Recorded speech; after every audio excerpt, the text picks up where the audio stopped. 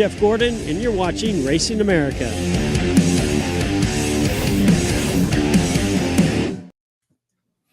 Oh boy, back at it again after a week off of rest and relaxation or something that was supposed to be like that. Is that what that was? It's everybody's favorite show, your racing show, and all your need-to-know information show. This is indeed the Revved Up Sports Show. Showtime Bobby Chaffee right here.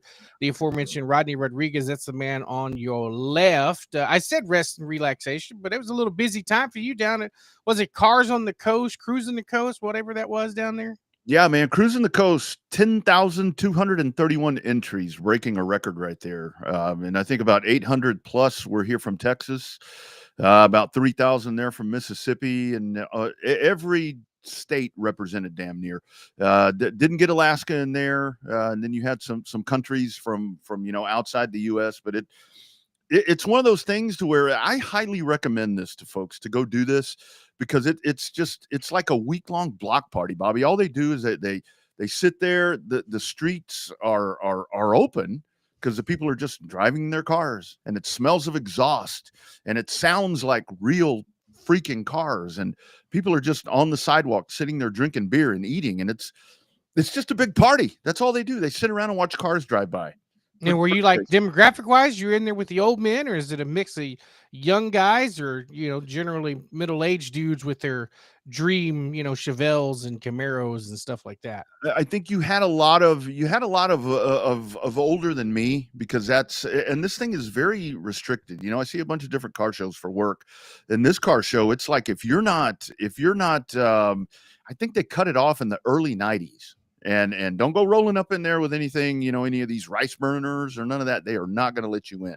I mean, this is pure American muscle is what you see through there. And it's every variation of it. And like I said, man, it's just really cool to see badass cars, because a lot of the car shows, like the indoor car shows, it's predominantly some of the new stuff, but these are all old vehicles, and they are pretty damn nice. Running around with a stiffy there for a bunch of the week looking at some of that stuff. Yeah, I saw some of the pictures of those old SS Monte Carlo Aero coupes. So yeah, the Chevelles, a lot of Camaros, predominantly GM, but just from kind of working in parts, GM is usually the easiest to restore or easiest to get a hold of. I did see a couple of really badass Fords and some Dodges, but it was a really good time. It's a lot. It's hot, but the people just truly enjoy it, and really nice people. So I recommend it. Cruising the Coast. They put the dates out. It's October 4th through the 11th of 2026. So go be a part of it. And I think it's like $75 to enter, and you just drive. You just drive around. The funny part, Bobby, is we're like, we're sitting there in our booth, and so many people walking up. Hey, you don't happen to have an electric fan, do you? No, not selling parts. You don't happen to have any oil, do you? It's like you drive all those miles, you get there, and your shit breaks. But anyway, not laughing at them, but it's kind of ironic. It's called guaranteed business. There it is. Store right down the road. We welcome in Sugar Sean Folsom. Wonder if Sean's going to be. It's a big week in Austin. I wonder if Sugar Sean Folsom, does Sean do Formula One? Or I don't know if he does or not. I don't think he's doing Formula One this weekend. I don't think Sean is quite. We don't even do Formula One this weekend, because you got to give the blood sample and a tissue sample to the people to get your damn credential over there. I don't want any part of that. I had somebody that reached out to me over the weekend. It was like, hey, do you want a grounds pass? Do you want to make your way out there? And this is after 7 days of being on my feet for 14 hours a day. I'm like, no, just don't want to deal with it. Just don't want to deal with that. So, but it's a lot. So if you're going to Formula One, have fun. Get us a shirt. Yeah. Look us up. Tag us on Facebook or Twitter. Yeah. Or Instagram, or wherever the hell else you get your wonderful podcast from. Yeah. Tag the show. Speaking of traveling, how would you like to be this fella right here? How'd you like to be Joe White? Drive all the way to Talladega. You get there, you park the bus, and figure out he's been fired. Come on, man. Save the guy a trip. Yeah, that was a little rough. I saw that this afternoon. What team is that? That's the 10 team. So that's the 10 team, the colleague. Okay. Well, I don't know. We can talk about NASCAR a little bit later on. I don't know exactly how much of that. I'm kind of putting a lot of that on the driver. I mean, I think a good square amount needs to be on the driver, but yeah, gotta have some communication there. So yeah. One of the first things I learned when I raced, and of course we raced without radios and all these different things, but I learned yellow flag, something's wrong. I'm going to go to the inside. I'm mad at you. I mean, you learn hand signals when you're, oh yeah, you learn them. yeah, when you're going to be a racer. So I kind of put a lot of that on the driver, but that is kind of shitty though, to let the man go all the way to Talladega and then tell him your services are no longer needed. Yeah, it's pretty crazy. I mean, and then all the rumors are popping through today that the alliance between RCR and Colleague, the one welcome theme, were done today. We'll get into that a little bit later. But like I text you, all that tells me RCR ain't going to Dodge. Yeah, I thought that would really be, I think Pop is pretty sold there on being GM, and I think that he'll stay there. It's kind of one of those things where he would stay there and be the fourth best GM team, then make a move like that, because that's just what he's always done. And I think that's a lot of how that team operates, and why it's in the spot that it's in right now, because they just kind of, and it's weird to me because they helped develop this car, and I would have thought out of the box, which I guess they were pretty good out of the box, but I would have thought that they would have helped develop this a little bit better and been a little more formidable than they have been, but that's a whole different discussion. But yeah, that there's that move right there. And also, I think we know where Daniel Suarez will be landing next time, next season, I guess. Yeah, in 2026. Yeah. Looks like that will be the place on the program tonight. Anyway, we'll get deeper into that. Logan Dinsmore is going to join us. He is the 2025 champion of the South Texas IMCA Modified Series. We'll talk with him about just the season, how the series has progressed, and just his run. I mean, anytime that you're in a points battle like that, to be able to do that, it's a whole lot. And 7:35 or so, right past the bottom of the hour, we'll talk to Rachel Plant, the picture taker, good friend of ours. Hey, man, we knew her. Remember, we knew her when she was just embarking on this. That's right. Just addiction. Starting out. Yeah. Just starting out at the old CTS. Had to introduce her to people. That's right. And just some really great photographs that she has done over time. And we'll see what maybe she'll tell us what's next on her plate. I don't know. We'll see what happens. I don't know. You never know. That's why the show's live. We don't do scripts, so absolutely not. No pre-prepared questions. None of that for the guest. Everything's off the cuff. And sometimes that's a good thing. Other times it slides off the rails. But that's what makes the show so much damn fun. Well, that's what we always tell folks when they're going to be a guest on this. It's like, what are we going to talk about? And it's like, we promise you, it's not going to be anything that you don't already know. We'll probably ask you things that only you will know the answer all day. I will say, and one of the things we're going to do in the winter, as Bobby's mentioned, and I've mentioned a couple of different times, is we want to hone back in on some of the legends when we have a little bit of non-racing activity, which, by the way, right now, High Limit is on Flow. And this is their midweek thing. I'm really into High Limits, man. No offense to World of Outlaws, but I don't know why. High Limits kind of really has me intrigued right now when it comes to sprint car racing. Yeah, they got a little more crisp production there, especially in the midweek shows. Yeah. It's showcased during the midweek shows, and that carries over to the weekend. Mm-hmm. Absolutely. Lucas Oil tonight, and then actually back somewhere I wanted to be this weekend, but I'm just not able to with some other obligations that I have. They'll be running a couple of shows Friday and Saturday at TMS at Texas Motor Speedway, then the banquet coming up at the Stockyards, I heard them say. So they'll be at the historic Stockyards. That's a good place too. Put that on your bucket list if you're thinking about Texas. Again, our show is originating in Texas. Stockyards is a pretty damn cool place to go. It's a bit touristy, but it's not as touristy as it could be. The shops and stuff can be, some of the gifts and stuff like that. Very Texas tourist trap type of thing. Yeah. But seeing them Longhorns roll down the street at 10 and 2 and 10 in the morning and 2 in the afternoon for the cattle drive that goes about 5 blocks, that's kind of cool. Yeah, unless it's too hot, they protect those Longhorns. If it's too damn hot, they don't run the cattle drive. So yeah. But if it's too hot for them cows, it's damn sure too hot for you. Yeah. Captain Bruce Wright checking in. I don't know what the punchline is right here. And, we are very unrestricted here on this platform.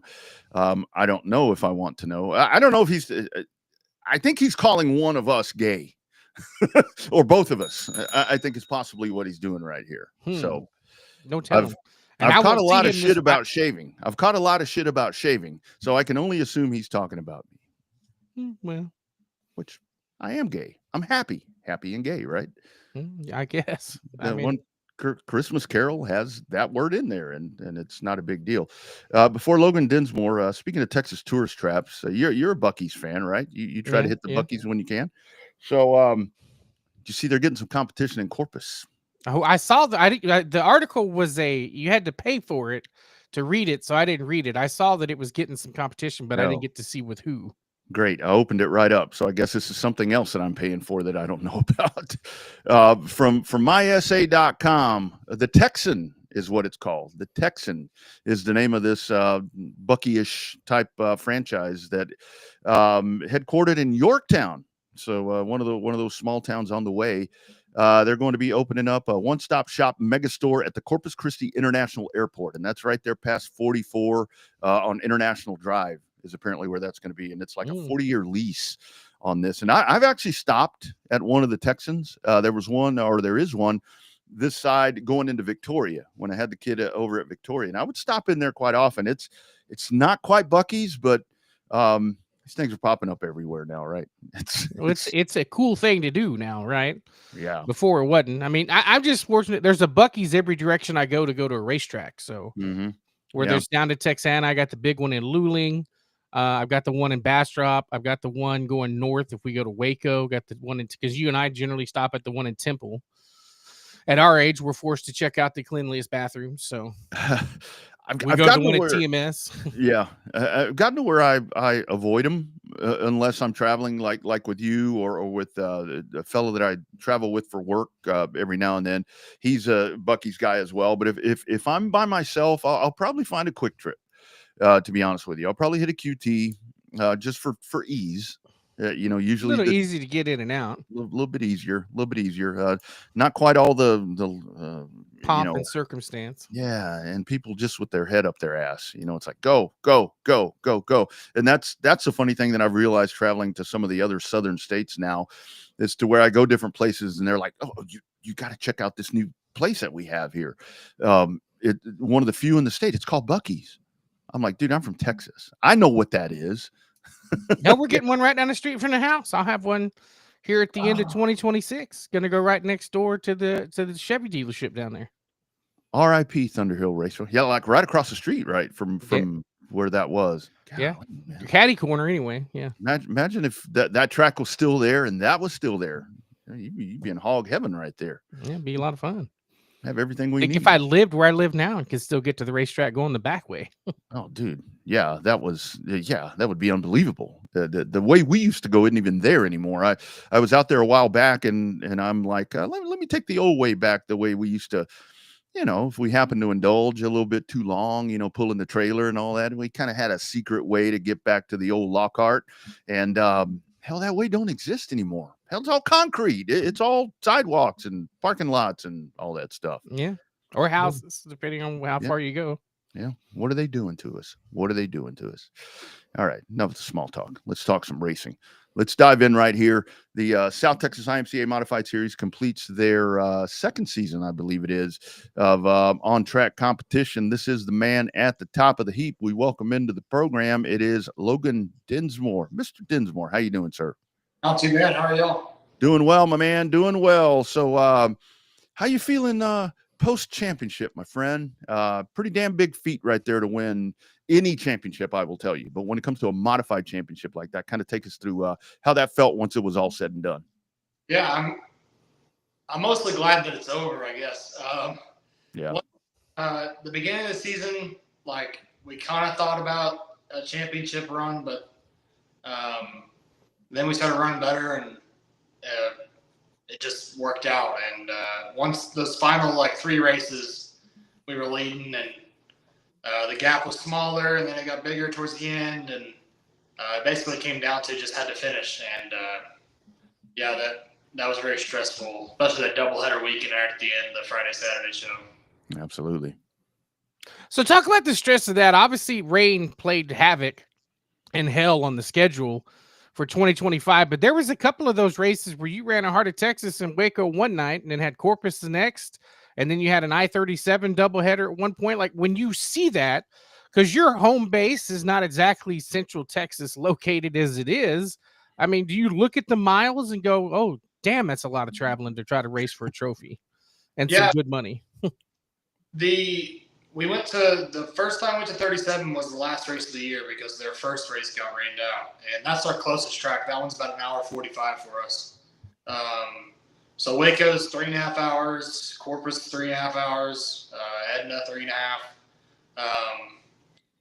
Luckily they were spread out enough that we could kind of plan ahead and chase them, you know. But it's a lot of. I mean, I'm not the one that drives the hauler. Dad. He wants me to get to driving that thing, but that's a little too scary for me. So I'll stick. Oh man, yeah. I was very trailer shy myself for a long time, hauling shit around like that. So I definitely can feel you there.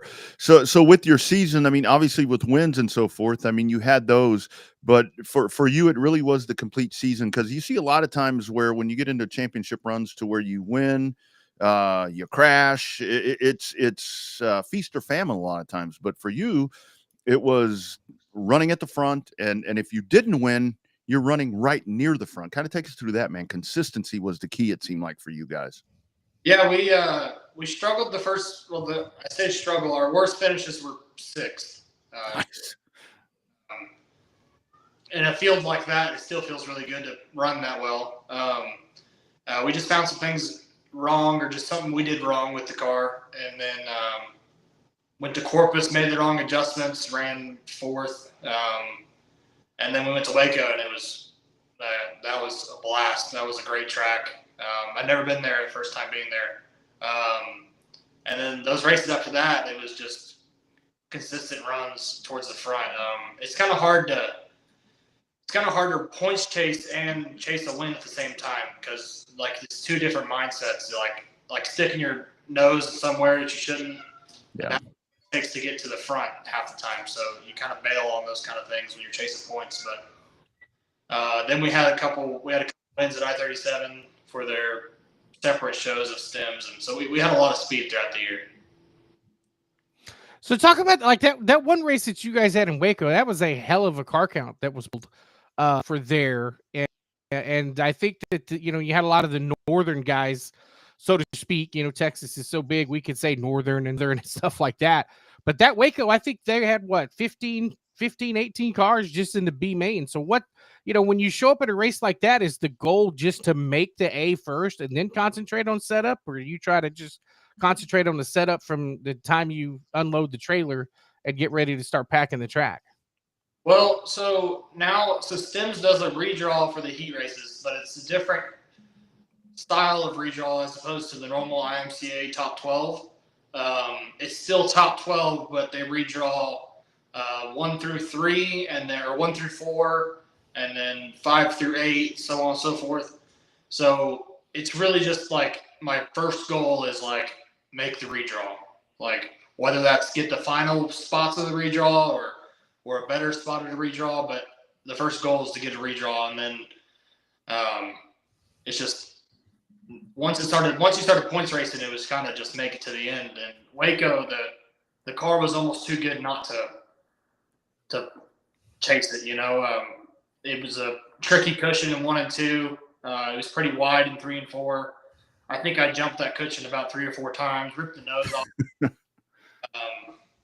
So that was, and then there was a lot of good cars.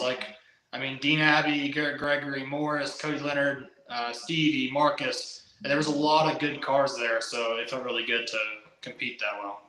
Talk about that part, Logan, as Logan Dinsmore joins us on the Revved Up Sports Show 2025, South Texas IMCA Modified Champion, presented by On Demand Shirts. So with that right there, something that you just said. So when you have how the series has kind of branched itself out a little bit, adding Waco and some of those different nuances, you do get to where you have the regular campaigners, but you get different guys that are thrown at you. And the quality of talent in these cars, and still to me, a modified is just a beautiful work of art running around these racetracks. Talk about some of these guys that you race against, whether it be regularly or the guys that come in. It's a fantastic feel of guys that you may see on any given race. I think if you were to do like a betting odds on a race, like you might have like one guy that is a little bit more favored than the other, but there's at least 6 that are positive odds, you know. And I mean, it's super competitive. Like Garrett went up to Super Nationals, made the show. Cody was up there. Yep. You're racing guys like Dean Abbey, Chris Morris, last year's champion. I mean, like you got constant competition. So I mean, you finish 4th, and then you go, well, I got beat by this guy. I got beat by this guy. Like if this was a weekly night, I might have walked the dog on him. But Yeah. you know, this is your race you can in Texas. Absolutely. So look, let's talk about your story. Obviously, at least a second generation racer that I know from watching your dad race all those years. What kind of knowledge has he passed down, or is dirt track is it one of those things where he says, "Hey, back in the day, we used to do this," and it's like, "Well, Dad, we have technology in Those these days cars more passed. than we ever had." You know, what's it like? What's it like racing with your dad, or being a part of your dad on the team and stuff like that? I mean, he's still like throughout like his racing. I mean, he learned so much from the chassis schools and working with Harris race cars and stuff like that. Like all that knowledge is still all the basics dropped down, and all the even the stuff that was fast then is still basics knowledge now. And there's just little things that have changed, but I mean, he's still like a huge part in it, and I've been around it forever. I mean, you put Greg Dinsmore on a slow, slick racetrack, he'll probably walk the dog today. So, I mean, he's just I can't ask for a better mentor. I mean, that's who you want to learn from, you know. Yeah, for sure. The variety of track with stems, kind of like I was talking about there when you add Heart of Texas, kind of talk about the differences and the nuances and things that make these tracks unique, like Cotton Bowl obviously being huge. The biggest one on the schedule. Waco is its own little gym there, but South Texas, 37, Texana, some of these different places, you guys have while some of them may seem similar, they all have their distinct differences when it comes to these South Texas tracks. Yeah, I mean, Waco, I mean, is a bull ring.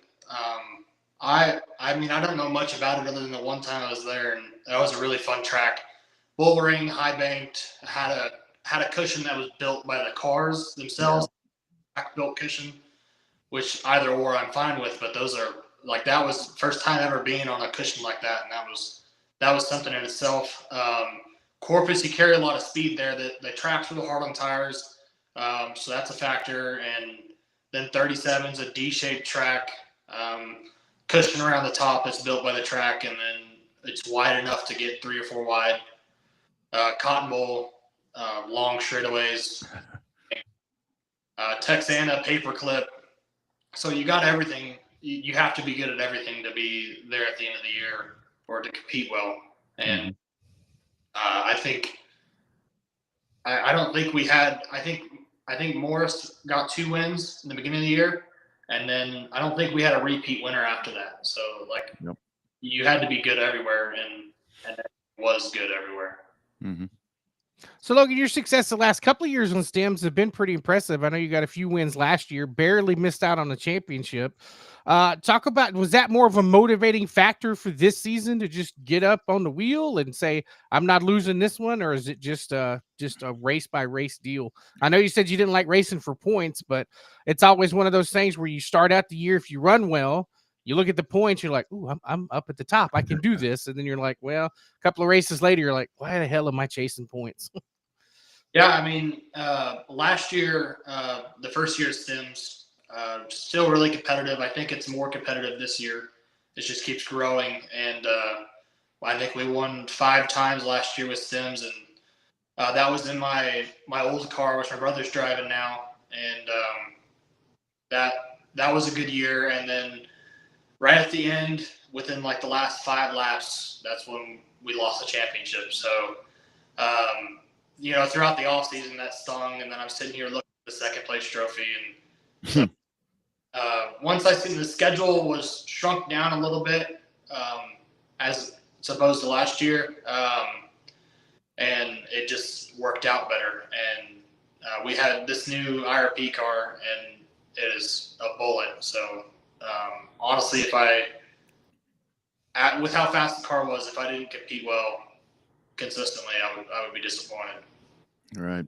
So with the series with Stems, you kind of mentioned there, it was, the brainchild of a family, that wanted to get the modifieds, back on track again. And they did a great job with that as it comes along, with ODS coming along in 2025, just as a competitor, throughout the origin of the series. Kind of talk about the growth that you've seen right there. It seems very strong right now, and moving forward, it looks like this is something that's only going to continue to grow, Logan, as we move on, in the years to come. Yeah, the Horch family. I mean, mods were dwindling. You have an occasional 15 car field somewhere, and then usually your usual field was 10, 8, 12, and then the fast cars were spread out, so you'd have 2 or 3 at each track, the ones that were competing for the wins weekly. And now with Stems, you brought them all together. Now you have a place for modifieds, and it pays good. The points pay good.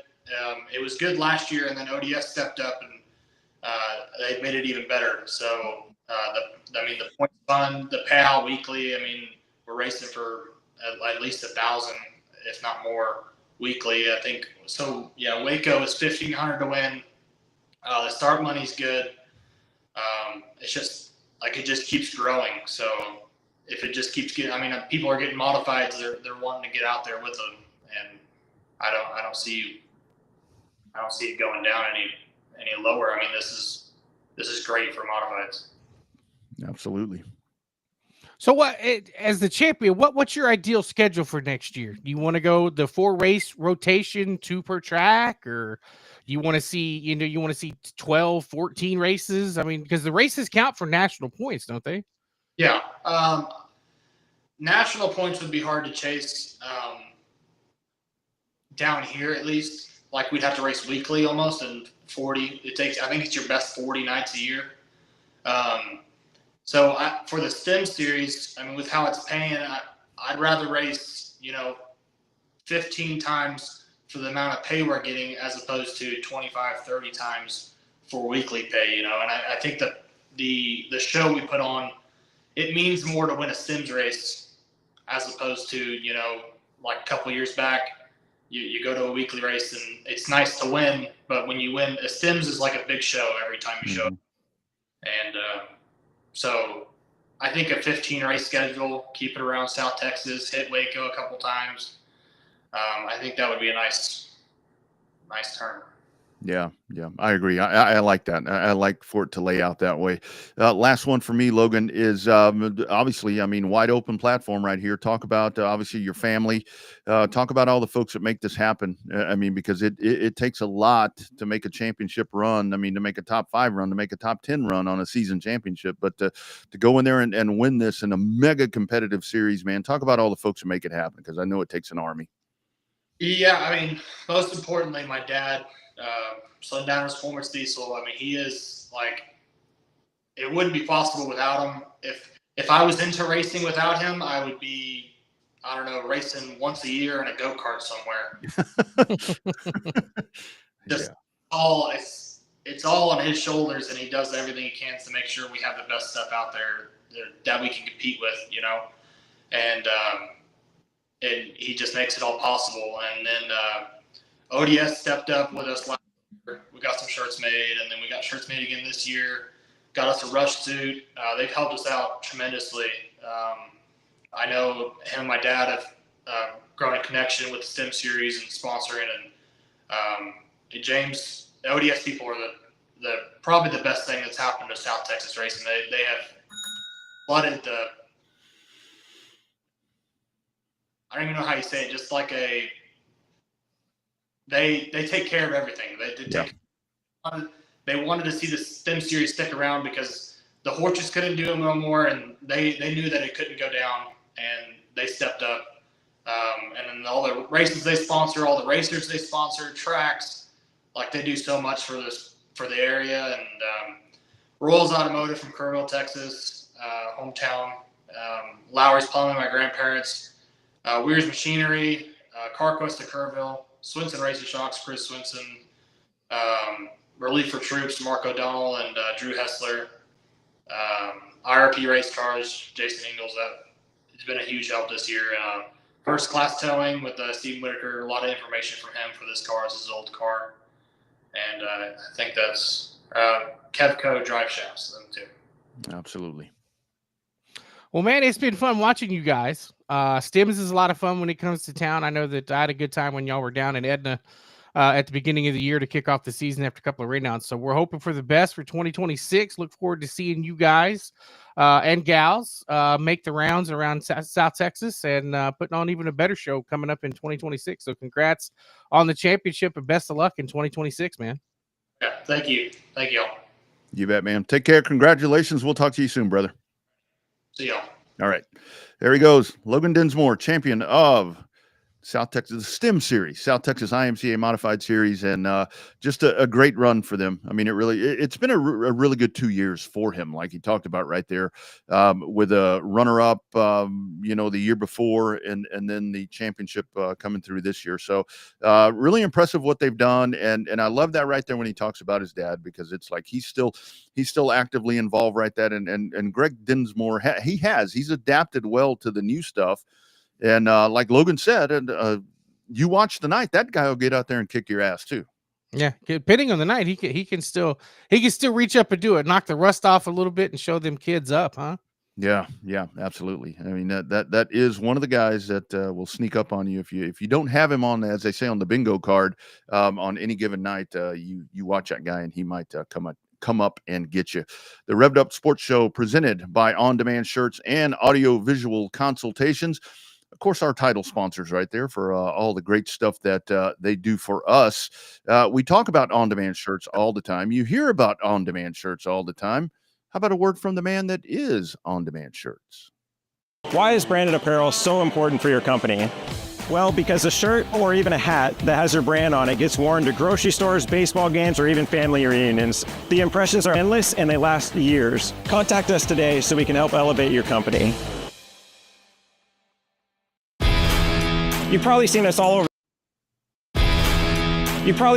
over the racing world and doing a lot of racing designs for events and race teams. But we also do a lot of stuff from small boutiques in small cities all the way up to Fortune 500 companies. Your brand deserves to be seen. We print on more than just shirts, hats, jackets, bags, and much, much more. Custom corporate branding starts here. Absolutely. On-demand shirts, check them out. They will hook you up like they have hooked up so many different folks within the racing circles around here.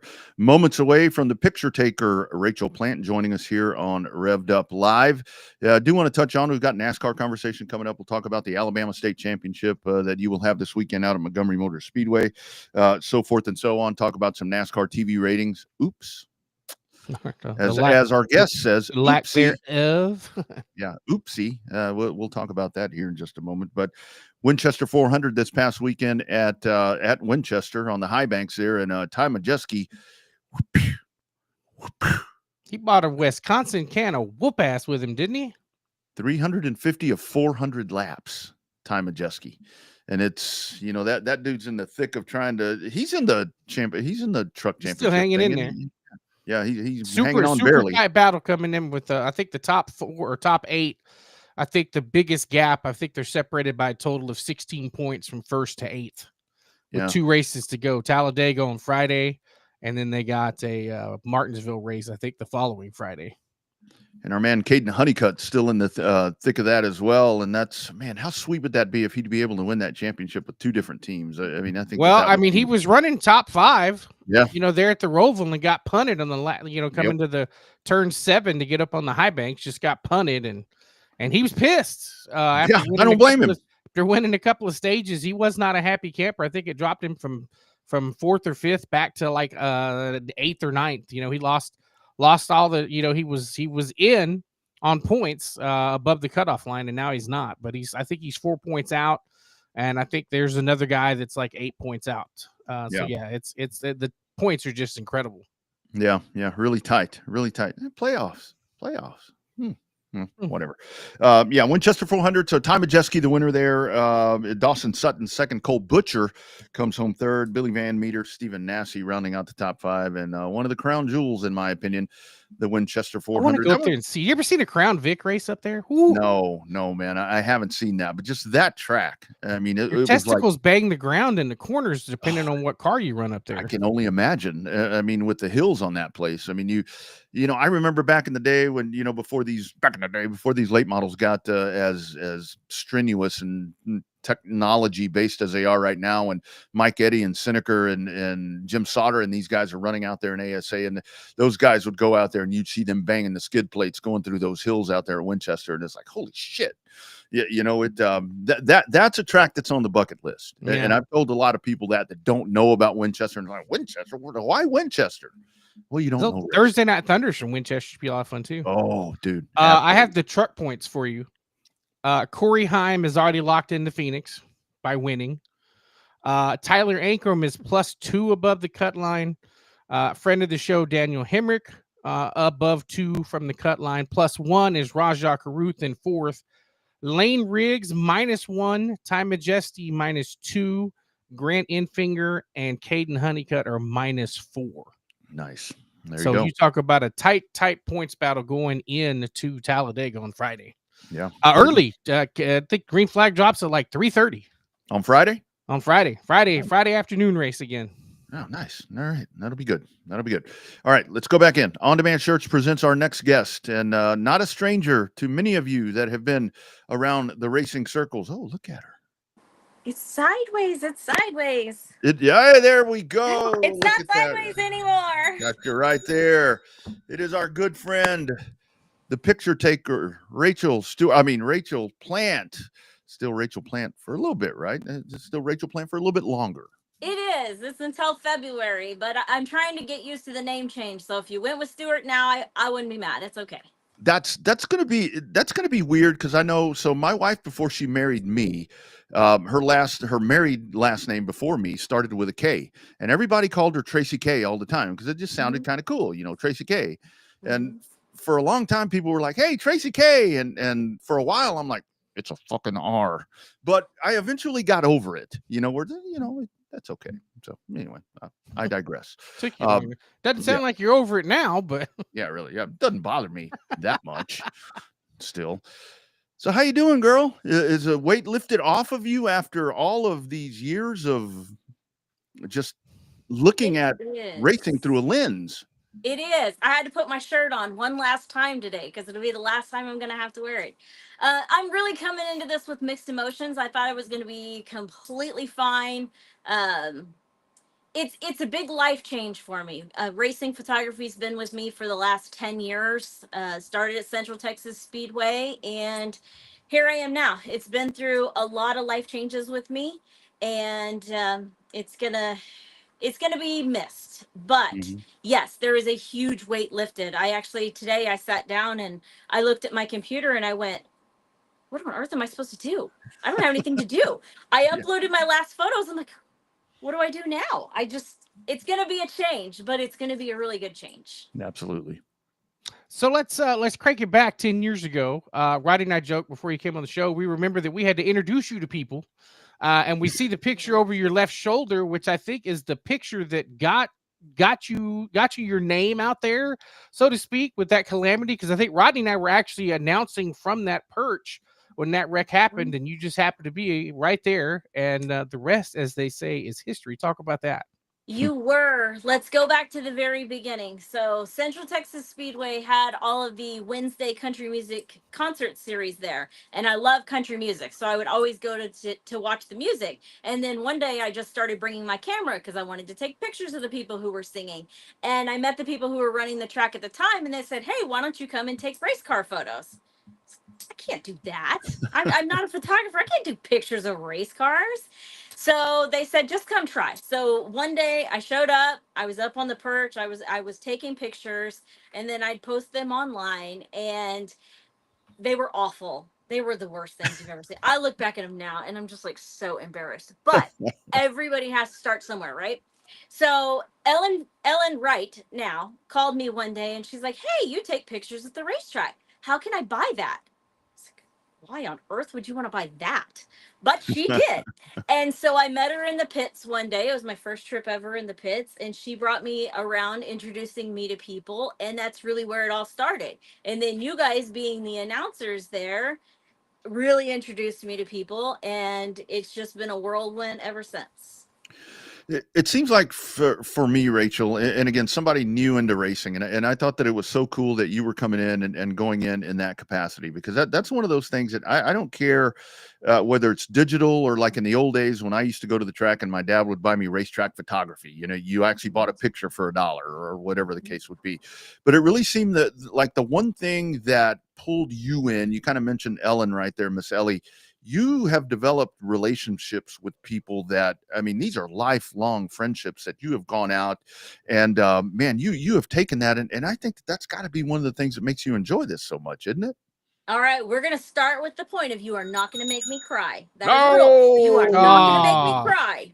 Okay. It's only yes. recorded forever. So if you I cry, know, right? nobody will know. So, yes. These people have become a second family to me. Some of them are literally becoming my family now. Like I'm marrying into this.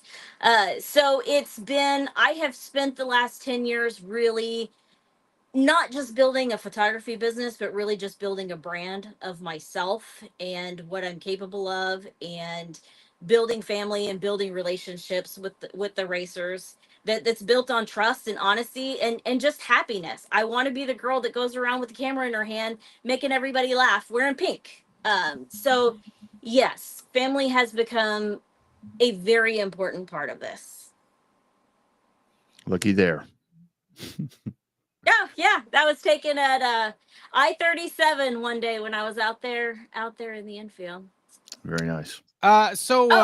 Do the Wait, hang on. I forgot to talk about this, Bobby. You were talking about this picture. Yes, nobody knew who I was until this picture was taken, and you gave it to me, Rodney, at that very first banquet. And then that is the photo that did give me my name. So that is why that's up there. That's pretty cool. That's a cool moment. Now, carry on with your question.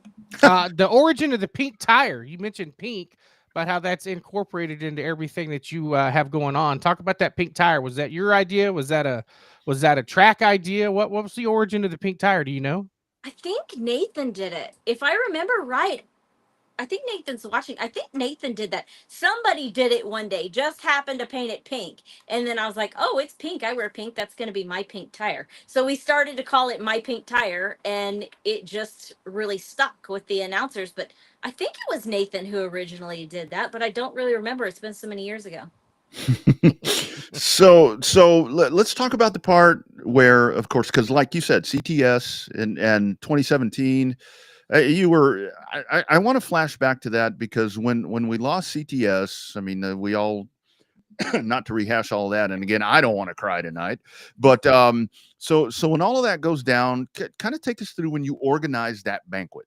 I mean, all of that happens. You took it upon yourself to go and do this, and I had so many people that came up that night, and they're like, "Oh, thank the track. We're so grateful to the track." I'm like, "Track didn't do shit." I said, "One person did this," and kind of take us through that. Why did you do that? Well, why? Because I could. So I work in a career where I have planned many events. So planning something like that is not something that's super difficult to me. So Yeah. when the track shut down, it was my first full year of photography, and I'd really kind of gotten to know the people and started to build relationships with them, and just really seeing how devastated everybody was when the track shut down. We had already started talking about a banquet, and then the track shut down. So of course they were like, well, we're just not going to do it. And because I had the knowledge and the capabilities, I was like, well, we can do this. Just put it in my hands. Just if you guys will buy the awards, pay for the awards, I'll do the rest. And they said, we don't care, whatever. So we did it. I did it. I had people that helped me. Jeanette Huff helped with the decorations and things. I had people that helped me, but it was a very memorable event. It was something that I know it's a huge deal to everybody, but to me, it was just something to help the people that I knew and that I started to form relationships with. and it just made them so happy. And so making them happy made me happy. And that's where this photo comes from. Because Brandon McCall had this printed for me in poster size. You can't really see the full thing. I tried, but it was sideways. It's a photo of me up on the tower at Central Texas Speedway holding my camera with the racetrack in the background taking photos. So they had that blown up, and they had everybody that came to the banquet sign that. And so this is probably one of my most prized possessions that I own because And it meant that much to me. and by the way, thank you very much. There it is right there. Look at that. Yep, there's that one. Big old fat dude on the right side with a pretty girl to the left. And there it is right there. Oh, I was so young. There's so many less wrinkles there. Yeah, I actually had a little bit of hair back then. I had a hairline How about back that? then. How about that? Yeah, now I got to wear a cap to hide all that stuff. So Mhm. anyway, So, what was your first thought when you started doing photography work? photographer in. Photographer and picture taking, when because that's a big change. We know from announcing, you got to change a lot of your delivery and your pickup and stuff like that. But what was it like going from, filming at an asphalt track to dirt track? Did you have to change anything, or did you have to learn how to get out of the way faster, or talk about that? Let's start with the fact that I didn't know anything about race cars when I came into this. I knew that they were cars and they go around in circles, and that's it. Absolutely nothing. So I would not go in the infield. I stayed up on that tower. I took photos from there and I did the best I could. You could not catch me in the infield because I didn't know how to run from them. I didn't know if they were coming after me. So when the asphalt track shut down and people were moving over to dirt, most of them were going to I-37. And so Ray reached out to me one day and he said, why don't you come down here to I-37 and shoot some photos in dirt? And I was like, well, okay, I guess. So I went down there and I stood on the tower. And Jay Hollis finally was like, Rachie, he calls me Rachie. He's like, Rachie, you have to come in the infield. You have to try it. And I'm like, no, those cars are going to hit me. But eventually I did. And I got used to the cars coming at me. And it was very dirty. There's a very different between dirt and asphalt. Asphalt's very, very clean. Dirt, you just go home and you are soaked head to toe in sweat, sunscreen, and mud when it's all done. The flash, it's very hard to use any kind of flash when there's any kind of dust. So it's a whole lot different than the asphalt days. Mm-hmm. So with that, as that happens, and you obviously you knew a lot of people at that point. How'd you end up at Cotton Bowl? Marianne, had been at CTS, which was Thunder Hill at that point, and then she had moved on, and there's Cotton Bowl. Kind of talk about the progression over there. I'm assuming you knew Robert by that point. I'm sorry you're marrying that guy. I'll try to talk you out of it. He is too. Yeah. So actually, I will take you back there. I did not know Robert. I did not know Marianne. When I came to Central Texas, it was after Marianne had moved on. I'd never met her. I didn't know who she was. Never heard of her. So one day she calls me and she says, hey, I've heard your name. I've seen you. You want to come up to Cotton Bowl? It's closer for you. And I was like, oh, I guess. So I went up there and shot a couple of races at Cotton Bowl. And one of my first ones I shot was one of the World Outlaw races. And that's actually where second time I met Robert. I saw him once at I-37. He was there and he rolled his car on the backstretch. And that's a nice first impression. I take my little golf cart to the drivers and I'm like, hey, Mr. Driver, because I don't know the emotions involved. Would you like a ride back to your pits? And he looks at me and goes, no. All right, sure, walk away. So I went back. That was the first time I ever actually met Robert. His first word he ever said to me was no. So no shit. It's all good. And then I met him again at the World Outlaws event at Cotton Bowl, and that's when we became friends and took it from there. There you go. So she called, she asked, and I just started coming back and been there for I don't exactly know how many years, 6, 7, 8, something like that. As long as she's had it. Robert's first impression on people is usually pretty bad. No, I'm just kidding. I'm just giving him hell. I'm just giving him hell. I love that guy. He's sitting right there listening to you. No, sorry, buddy. Hell? Oh, yeah. Mm-hmm. Nice, Mm-hmm. nice. Nah, he's great. He's a good dude. What is it too early to ask you? Other than the two pictures behind you, or the one with Corey flipping through the infield there, or flying through the infield? Do you have one that's a favorite other than that one? I mean, over the years you've taken so many. Is it you have it narrowed down to like a top 10 list or anything? Yeah, any photo of that 32 car. No, I'm kidding. So I hate to say this because I hate wrecks, but some of the ones that have gotten that 32 car, some of the ones that have gotten the more attention have been the spins. There's one that's got, I think it was Howie Marks that was flying through the air through at I-37. The ones that are just the crazy shots that you'd never think you would catch.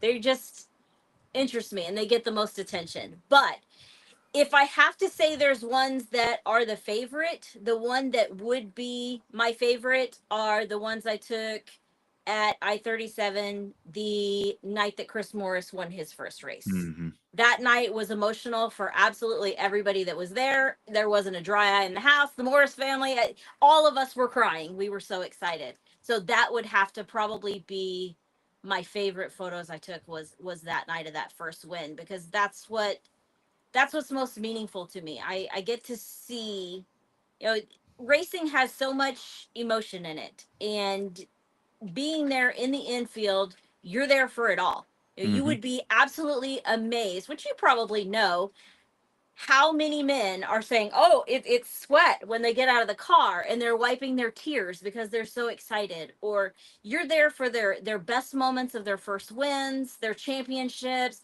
but you're also there for their worst when they total their race cars and they're in the infield and you're like, "Hey man, here's some water. It's going to be okay." You're there for it all. As far as one thing happened last Friday on my last night of photos, and it really reminded me of what I love the most about this is the 513 car sport mod. Joe Ponton Sr., he won his heat race. And I think it was his first heat race he ever won. So he gets his pink flag and he's going around the track. And when he's coming around 3 and 4 and I'm taking his picture, all I hear is him screaming in excitement. That man is so excited. He is just screaming. And I just sat there and I thought, that is exactly why I do this. That is what I love the most about this. That's what's going to be the most memorable, is hearing those people, even with their helmets on in those cars, being so excited and getting to be there with them when they get out. Yeah, you really have brought joy to a lot of people. I mean, I'll tell you, just and it's so funny in the jobs that we do. I mean, like the job that you had, the job that I had, the job Bobby still does, to where it's like, folks don't think of photographers or announcers or whatever as being part of, but it is we get all of that emotion and we get to be a part of it, and we make people smile. And somebody told me once, it's like your job, you make kids, you make people that are struggling through life, you make them smile, and that's you got the best job in the world. And I think that you really have just brought joy to people. I mean, you make people happy. That's cool, right? I try, and no matter who you are out there, every person on the other side of that fence, you're part of the show. The people are watching you. They're watching you on the TV. They're watching you in the stands. The drivers, the fans. You are really part of the show. And I'm gonna miss being part of the show. Yep.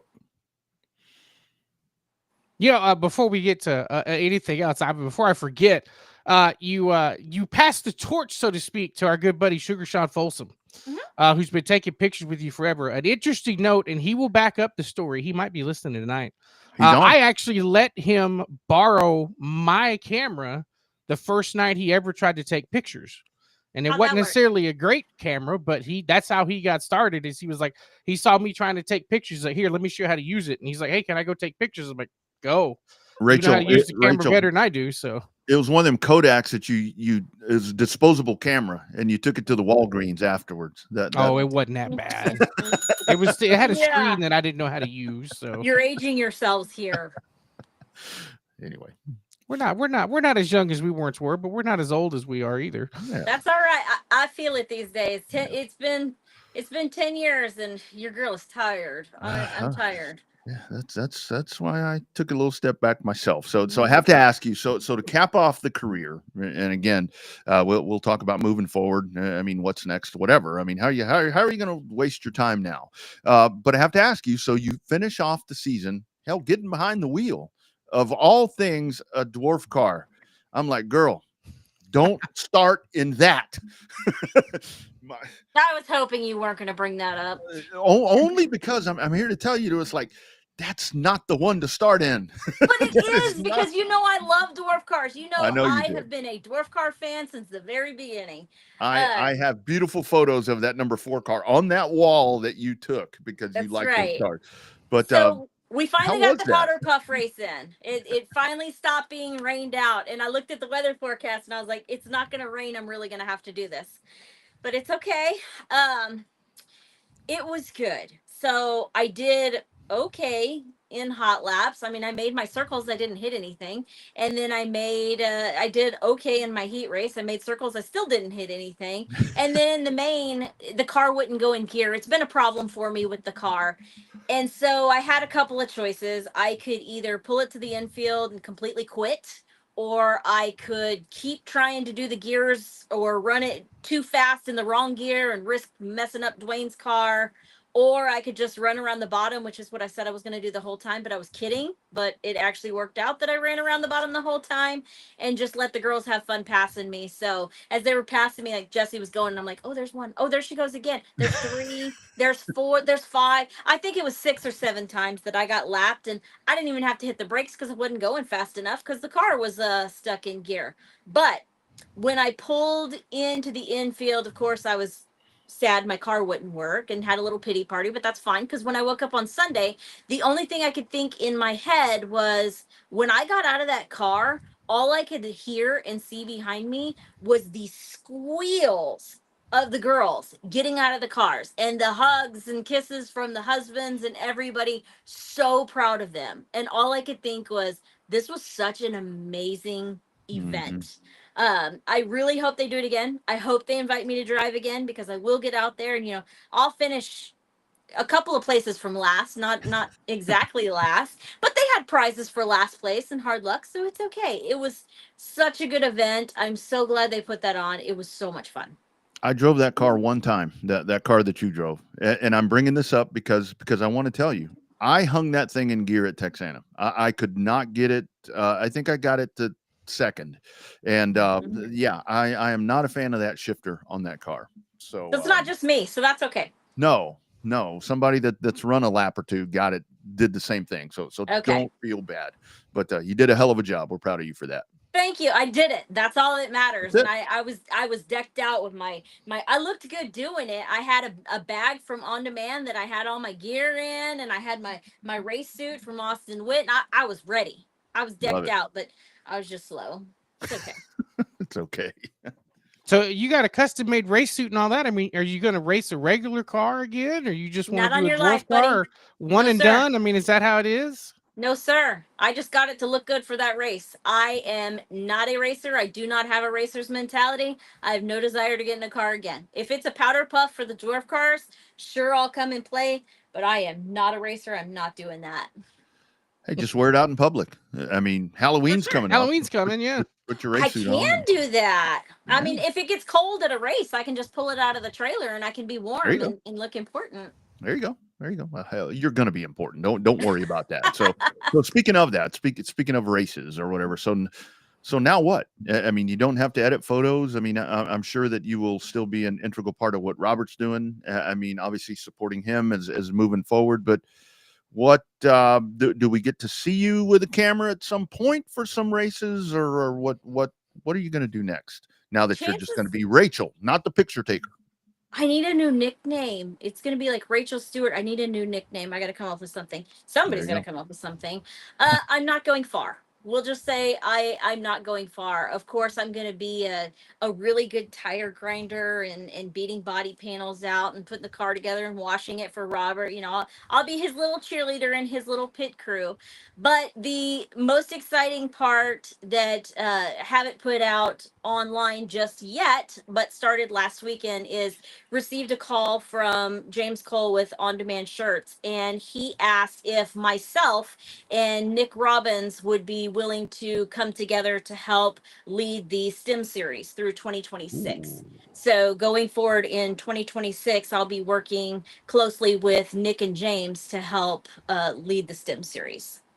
Oh, Now I get to play with modifieds. yeah. You thought Surprise. you thought you were taking a step back. Now you were diving ass end over elbows into this stuff, girl. That's okay, because it's a different kind of work.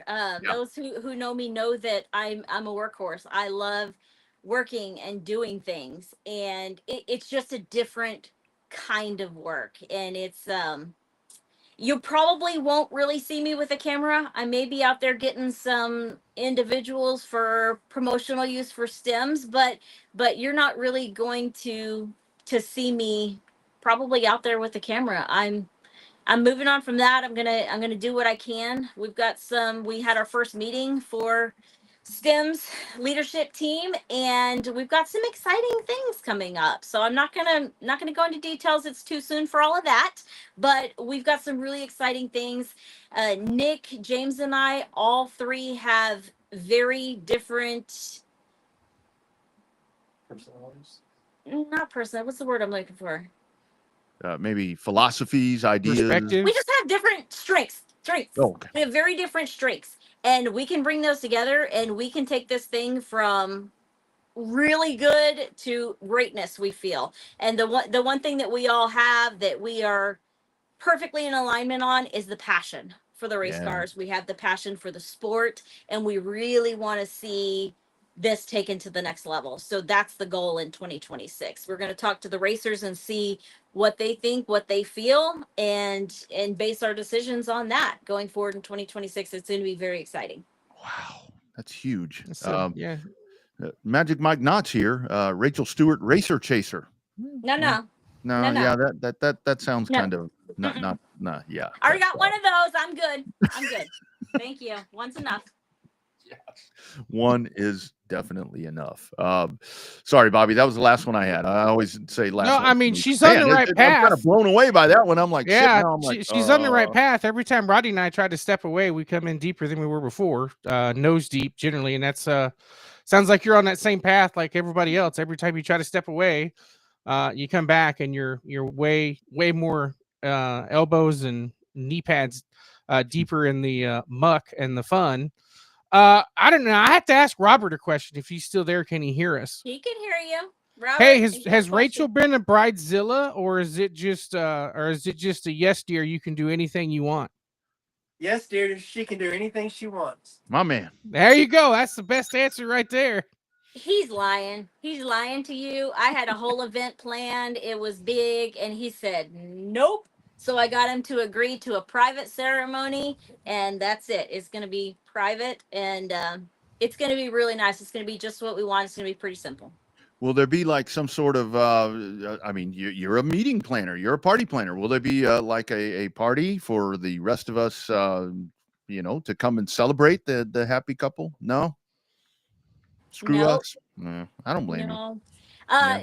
There might be, I'm going to go with, on this public forum, we're going with no.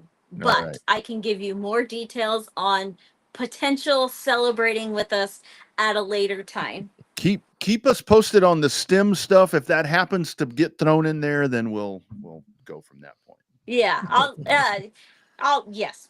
Gotcha. Yeah. That is super cool. Congratulations on that. I think you're going to be so great at doing that, and it's a great next step for you. Just to kind of close out your 10 years of behind the lens. I mean, final thoughts. I mean, like I said, relationships, you have built amazing ones. You have brought joy to the racing community, I can tell you, because a lot of times we show up at the racetrack and we are beat down and trying to figure out how we're going to pay mortgages and different things. And somebody walks up smiling and happy, and it just kind of makes a lot of that disappear even after a bad night. So kind of your closeout.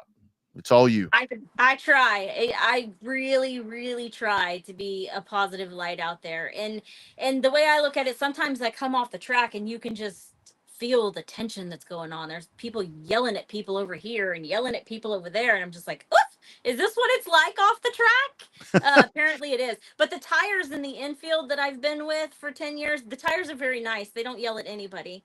So when I get off the track, I still have that energy and the smiles when everybody else has had a rough night. But really, I just want to thank everybody. There's so many people who have been with me throughout the journey, starting from Ellen to introduce me to people, and you guys, and then it's been so special watching these kids grow up, like little Blaine Markgraf, from the little kid that got out of his go-kart smiling to now he's winning fireball races, and I-37 bringing me in, Marianne bringing me in, Robert dealing with the late nights and the bright lights in the car because I got to get my victory lane photos out before my Whataburger gets cold and people start blowing up my phone. It's been a heck of a journey. There's been a lot of really good memories. I want to thank everybody that supported me along the way, everybody that's ever done a photo sponsorship, bought photos, hero cards. I appreciate it. I really appreciate it. Yep. You will be missed. You will Thank be you. missed. I'm not going far. You're No, still but- going to see me at every Cotton Bowl race. Of course, Robert's the priority here. So where he's racing at Cotton Bowl, I will be, and then I'll work out the rest of the stuff later.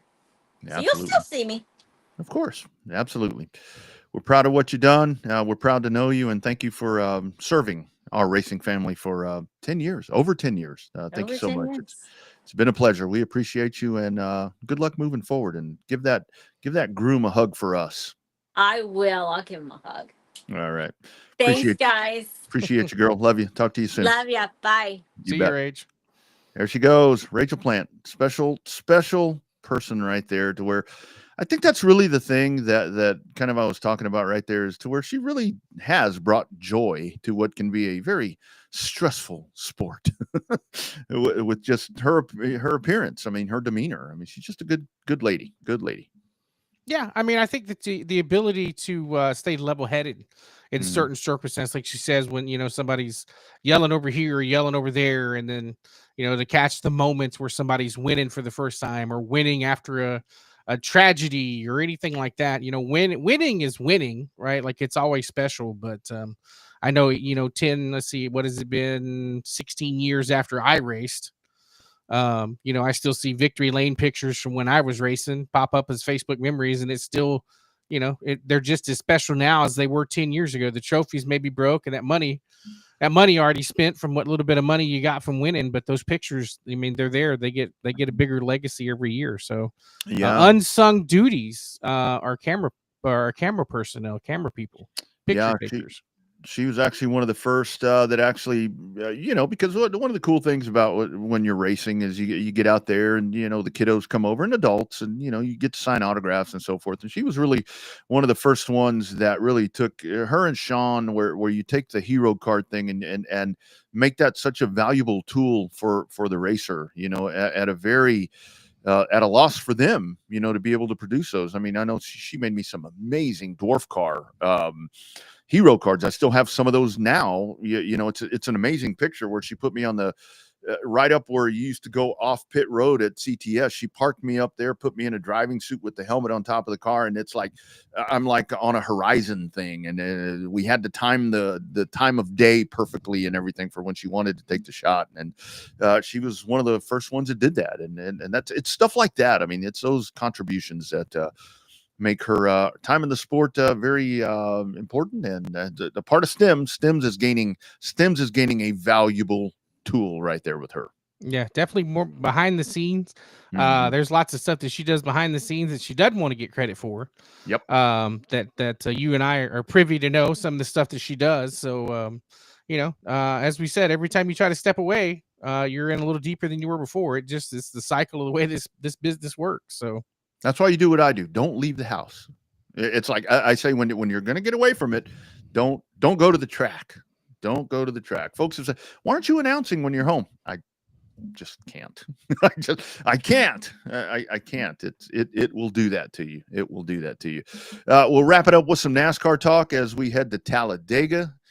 Point system continues to be a conversation. We've already talked about a spotter that's been sent home from Talladega on his own accord. That and more when Revved Up continues. Here's a word from My Race Pass. Welcome to the My Race Pass app, the #1 app for motorsports fans. We want to make sure you get the most out of your My Race Pass app experience. With your new free account, you can use the My Race Pass app to see race day information, including event entries and official lineups and results for over 600 organizations across North America. You can also see track information and purchase online event tickets for select tracks.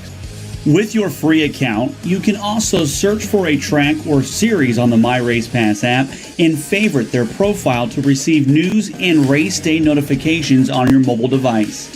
To see more information and to see which app subscription is best for you, be sure to visit getmrpapp.com.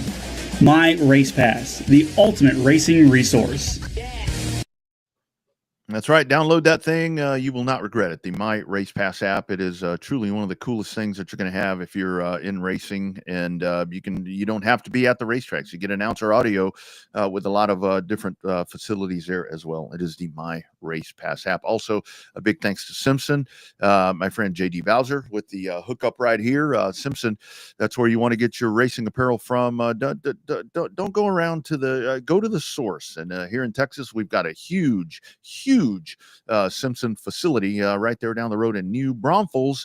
So check them out. It is simpsonracing.com, simpson.com.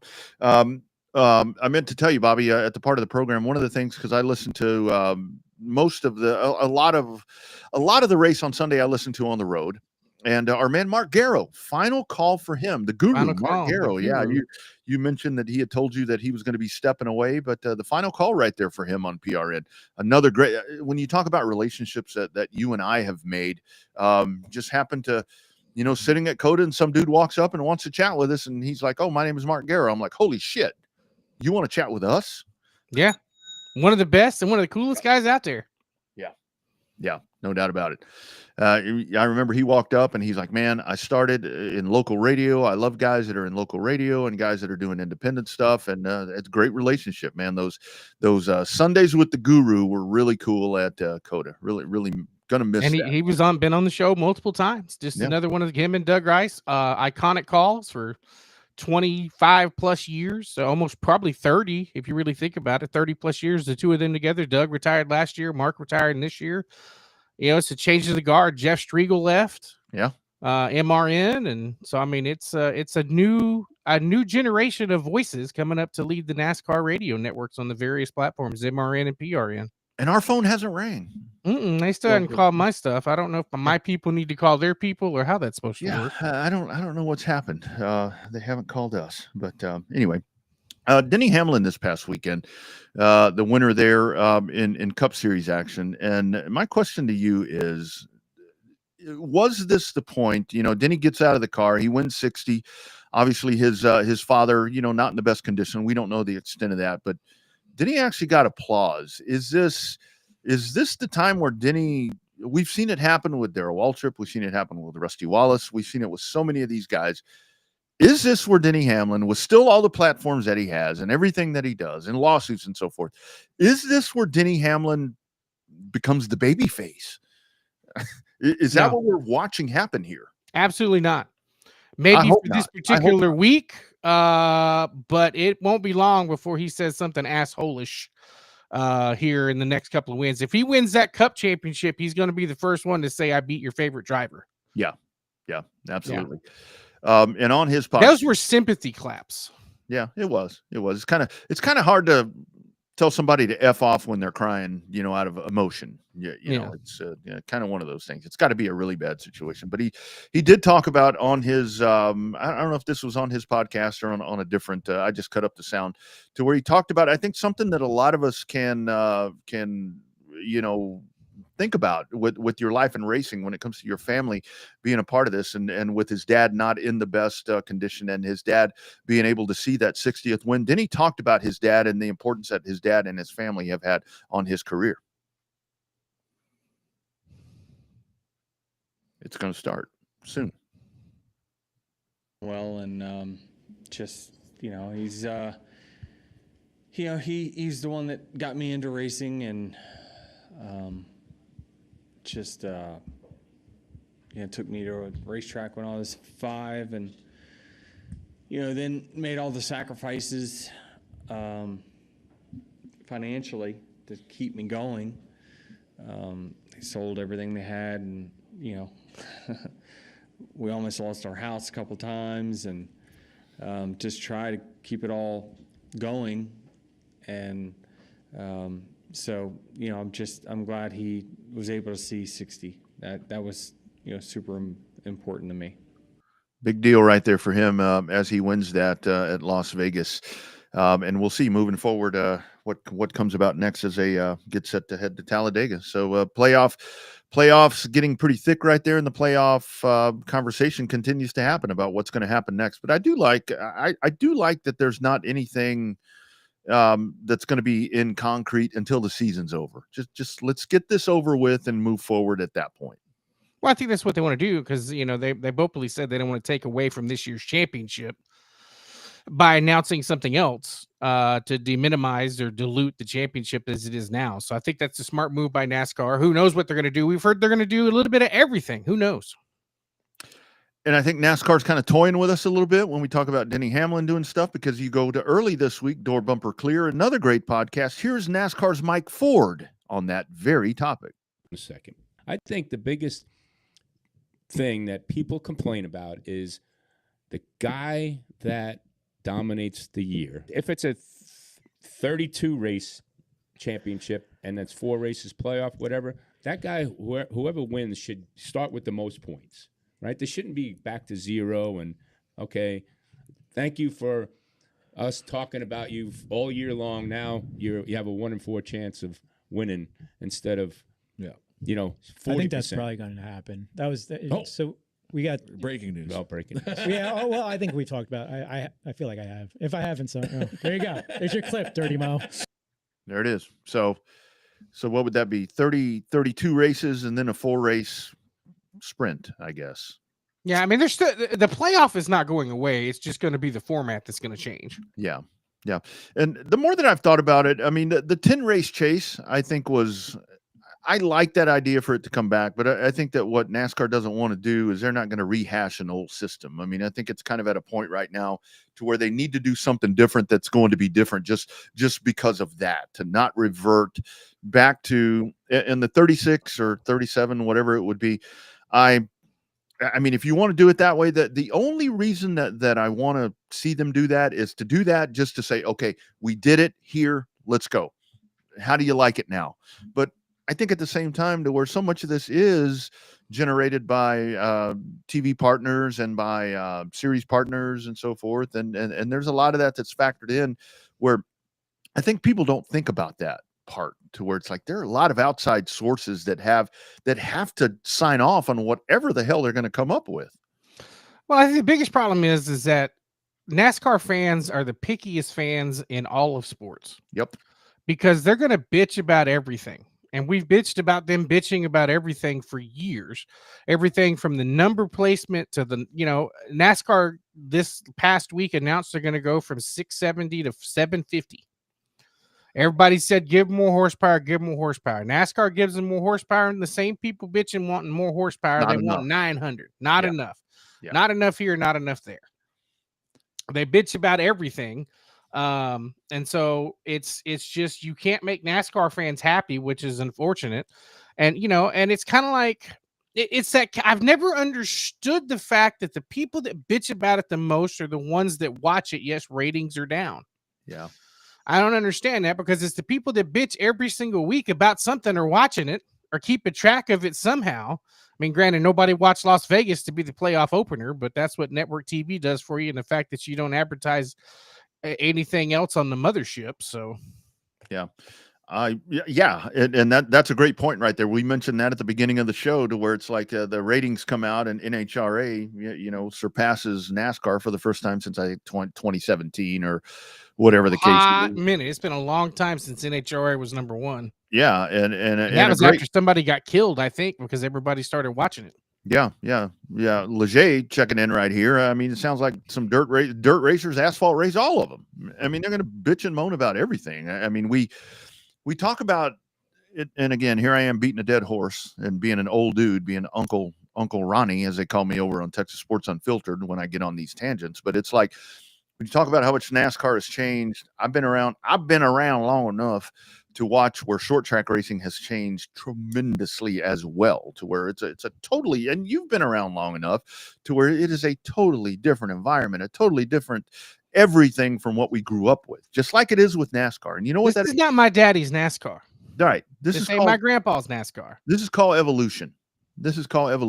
And that's why, when I was posting all those pictures last week of all those classic cars and all that shit, when I'd say, okay, this looks like a short track car, because you don't run that in NASCAR anymore. I mean, that's not your production car that you're going to run.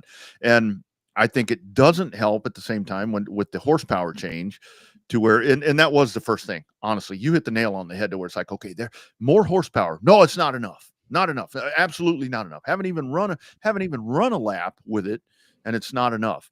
But then Larson comes out and apparently did a test somewhere, and they gave him 750 horsepower. And then Kyle Larson, who has, a pretty good influence over things in NASCAR and has a great following, Kyle Larson says, "Oh, I had 750 horsepower. I couldn't tell the difference." Great. Thanks, Kyle. Thanks, man. It'll come to the mile and a half, because that mile and a half track, that race in Vegas was not very entertaining. Yeah. It wasn't, especially after staying up super late to watch the Bathurst 1000 with the supercars. And the thing is, with the NHRA, I see a lot of people to where it had the NFL lead in, and that does happen a lot of times, to where if you don't have YouTube TV, or you don't have Red Zone or the NFL ticket or whatever, a game ends where you're watching this thing and the TV stays on. And I'm not sure how you calculate TV ratings. I don't know how all that happens, but, and I don't know what the game before the NHRA, well, probably Dallas around here. I guess it would have been the Cowboys, because they were a noon game. So, if a TV stays on and they calculate ratings, and it was the Texas Motorplex, so that worked out perfect for them. Absolutely. And it's, with NHRA, it's a good presentation. I mean, I will tell you very honestly, Bobby, and I think you know this better than anybody, I watch NHRA for two reasons, and her initials are AB. I'm not a big drag racing guy, but they did. The fact that they outdid NASCAR or the Cup Series, and still, again, if you want to find positives, I think you need to find what the CW is doing with the Xfinity Series, because they are drawing some really damn good ratings on college football Saturdays, with what to me is the best racing that you're going to find in the Big Three Series. It's because the numbers on the door. Yeah, well. Yeah. Well, you heard what they said. You heard what OD said. Steve O'Donnell said on Dale Jr. when they talked about it. NASCAR doesn't care where the number goes. Oh yeah. He said he does not give. It said NASCAR does not care where the number goes. The fans do.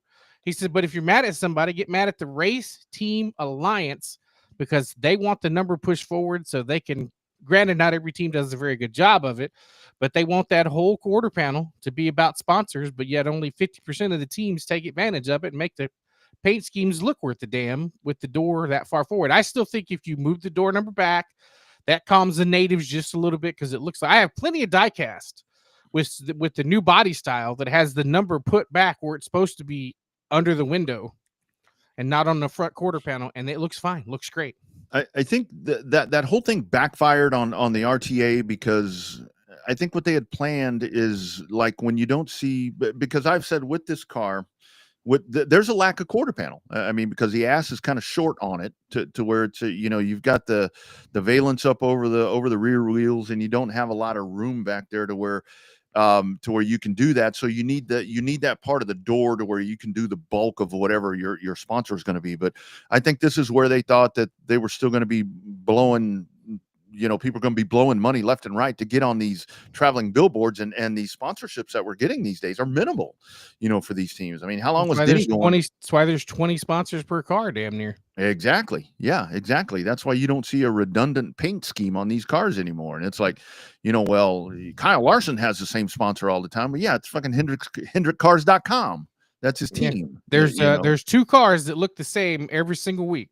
Yeah. The number 22 and the number 5. And the number 5. Yeah. If you really want to look at that, I mean, Logano is the one to where it's like that. Now that car is decked out in Pennzoil most of the time. I mean, that's where he's done a tremendous job of doing that. So kind of it looks good because it's got a gigantic Pennzoil logo on the quarter panel. Great looking. But look at like a Ream sponsorship, a little bitty Ream sticker right below the window, the rear window.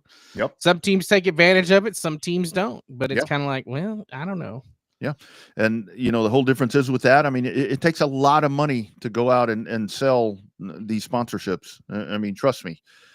I've seen numbers lately that I'm like, whoa, I can't count that high. I don't have enough fingers and toes to count that high with what's being spent right here for a lot of these. I mean, just for 1, 2, 3, 4 races, it's like, are you kidding me?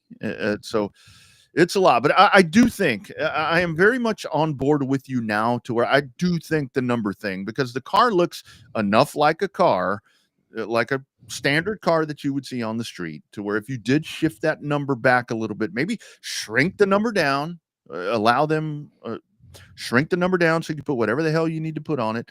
Hey, maybe let's go to a sticker package. Let's go to contingency sponsors. You remember that? That's unheard of. That was the favorite part for me running the weekly series. I hated contingency that whole sticker sponsors. package on it. Yeah. You took away the whole design of a race car with the contingency package. Yeah. I'll tell you what sucked is when we had to put those on for weekly racing. Then you go out there and crash on those metal bodied cars, and to get all that shit off of there. Oh my God. But it was cool. They threw us some money back in those days. So not a bad thing at all. So your thoughts of Talladega. So here we go. You've got a couple of guys that are in now. Here's your wild card. I think that somebody will be in big trouble. Maybe 2 of these guys will be in big trouble that maybe are already in big trouble at this point. But you got guys like Blaney, Byron, unfortunate situation right there that we talked about. You got some guys that are pretty deep poo-poo right here as we head to the monster there at Talladega. I mean, Talladega is just chaos. Yep. I mean, there's no telling. I don't even pay that much attention to my fantasy lineup when it comes to Talladega. I usually just pick a random set of numbers, 2, 4, 6, 8 card numbers, and go with it. Of course, that's why I'm also dead last in our fantasy league at points wise too. But you just never know what to expect. Your top guys will be there, but there's going to be carnage. I don't think I don't think we're going to go with the fuel save. I think everybody's aware how that's going to work. But I think you're going to get calamity towards the end of a fuel run with everybody trying to jockey for position and get ready to go and get in the lane and all that. You'll see the manufacturers work together like normal. I don't think anything is going to overly abundantly stick out to make this Talladega race different than any other super speedway race. I just think, you add that extra little bit of, the only thing I'm really looking forward to with Talladega is what it's going to do to Martinsville in 2 weeks. Mm-hmm. I think because it's going to shake shit up for sure. And you're going to see some of the content. Nobody's safe except for Denny Hamlin. You'll see the contenders get wadded up in a big one. If there's not, I guess the only thing that would surprise me if there's not a big one. Yeah. That's, that would kind of be adding insult to injury, is if, with the declining TV ratings. And again, you're on cable TV, and like you said yesterday on text, ain't nobody got cable anymore. But well, it's on network TV, so they don't have an excuse. So hopefully they do the non-green flag commercials like they did last year. They hadn't mentioned it, but yeah, I mean, when nobody knows the race is on, you don't see a single bit of advertisement on it during any NFL network about it being on USA. I did see some commercials talking about it going to be on Talladega. They did the commercials on USA about it being on network NBC. But I think the next 3 are. I think you have Talladega, Martinsville, and the championship race at Phoenix should all be network NBC. Yeah, I think they all are. So hopefully that's going to be something that will pick that up a little bit. But and I'm curious to see what happens. Well, I mean, TV packages and all that. I think that there's going to be a shift maybe with that. And a big part of me says with the TV and with the emphasis that we're seeing on it and lack of whatever, this is kind of where I'm like, all right, screw it. Let's go to streaming. Let's put it, let's let the people that want to watch it. But that's not a popular take. But this series is big enough to where it needs to have some sort of it needs to have the opportunity to have a universal appeal, which Right. it does not. Right, and that's a hard The thing. ability to have universal consumption, I guess, would be better. Right, and that's where, like with the NFL, I mean, with all these leagues, and people that say you can't compare stick and ball to racing, it depends on how you're trying to compare them. But when it comes to TV, you know that if you're not looking at all these red zones and all the different other things to find these things, you know that you go to Fox and you go to CBS, and that's where you're going to get your content. I mean, you know that it's going to be there. But the fact that NASCAR's kind of bounced around, and I get it. I mean, NASCAR's taken the big money and kind of gone to the best TV provider that was going to afford them the most money. And I don't know, if that gets more consistent, maybe it changes things. But you're not going to be on, especially this time of year. I mean, it's going to be really hard to be on network TV with college football in the NFL. I mean, and MLB playoffs. Yeah, exactly. Yeah, because that's a big part of Fox. That's a big part of ESPN. Hockey's now started. Hockey's back, yeah. Hockey's back. So that's where it gets. And really just wait. You think it's bad about NASCAR? Wait till what they announce at Formula One this weekend about their TV package. Mm-hmm. Yep. Yeah, that's coming up. And Formula For One. those that don't know, Formula One's going to Apple TV full time for the next couple of years. The exclusive U.S. rights are going to be on Apple TV, so you have to pay. I'm assuming they'll have a special sports tier. I would guess. I would think they'd have to, but just like with the MLS, you're going to have an Apple TV subscription to start watching Formula One racing in the United States. Rumors are 4 times much more money than what ESPN was paying. You can't blame Formula One for following that stack of cash. And you know what the Formula One fans are going to do? They're just going to transition and go watch it. Probably. They're just going to do it. I mean, you'll have a few folks that are going to talk about, whatever. I ain't never watching this shit again. Yeah, but I seriously, they may see a little bit of a ratings dip because I think a lot of people with between the time that season ends and the time that they start again, that they forget or don't know where to find it. But when they find it, they're going to watch it. I really thought Amazon would be a bigger player in that. I could see Amazon picking up Formula One. More mass appeal. They don't have shit on Apple TV though. These things, dude. I mean, the Apple is. I mean, and the other part of this, I bet that Apple is going to take Formula One and make that such a big part of their brand, to where it's like they take it to another level. Which that's what I think. That's what I think NASCAR should do with Amazon. Apple paid for the movie, the F1 movie with Brad Pitt. So, and that's why a big part of me says with NASCAR. I know they're going to try to find the old fan and all this shit. Well, the old fan don't want to be a part of it, so they say, but yet they watch every week. Fuck, forget it. Go to Amazon. I mean, go new directions. This CW thing really woke a lot of people up, though. I remember you and I talked about it. I don't know if it's going to work having every single race on network TV. No, it worked. It damn sure worked. It worked good enough to acquire a brand new sponsor. Yeah. The biggest problem that they had was when they couldn't get the local affiliates to put it on, because a lot of the DFW didn't have it on, and that is Next Star's from there, and they weren't broadcasting those races. But yeah, when the local affiliates finally came online with that deal, they really have, and it really has been nice. I mean, help put the Cup Series on CW, put them on CW. Who cares? Maybe you can change some of the announcers. Maybe. Get some new blood in there. But anyway, all right. So coming up this week, let's kind of get back home over here. So you will be right here, my friend. You've got the Texana Clash coming up. Kind of talk about that one right there, man. A lot of money on the line for the factory stocks. Lots of money on the line. Going to be a lot of fun. It's the big season-ending race. Weather looks good, promising. I think there's a 20% chance of rain there on Friday night, but that's normal for down there by the coast. There's always a 20% chance of rain any given time. But I don't think weather's going to be an issue. Car count should not be an issue. I've been seeing some of the people that's been messaging on the backside of the Facebook page about coming down. I think it's going to be a hell of a race.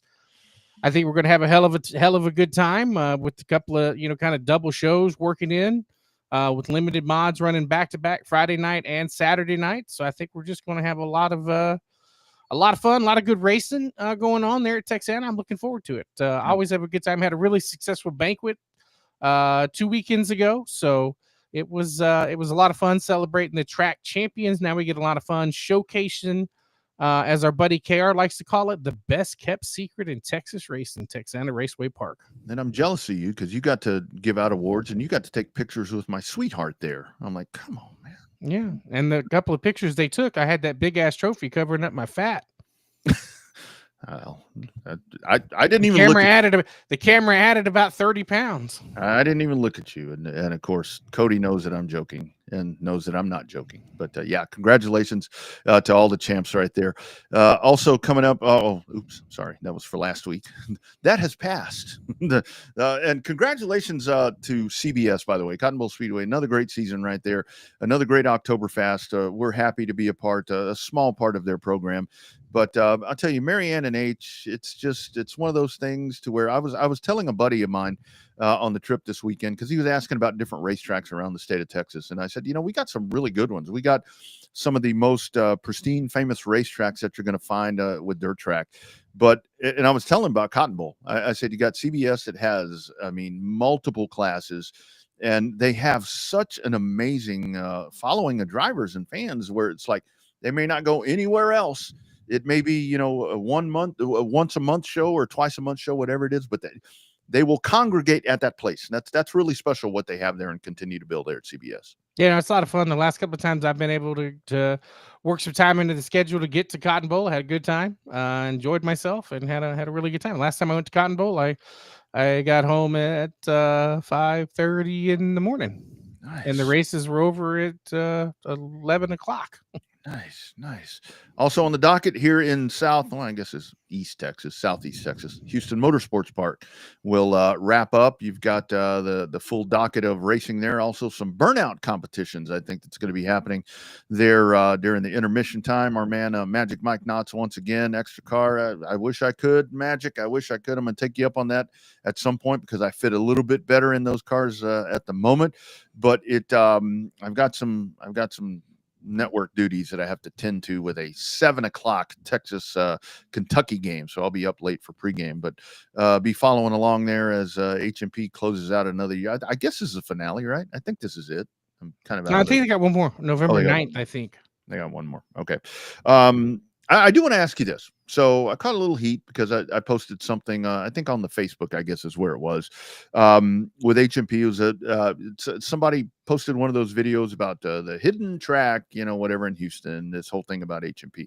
And I posted about, maybe getting a pro late model race, a super late model race and so forth. And it's like, hey, we need to get the locals in and, a big local race. So, well, we've tried local races. They've tried local racing, and local racers don't want to show up. They don't want to show up. They show up on online, and then when it's race time, they don't show up. That's why I'm a big fan of pre-registration. But anyway, regardless. So your thoughts with HMP?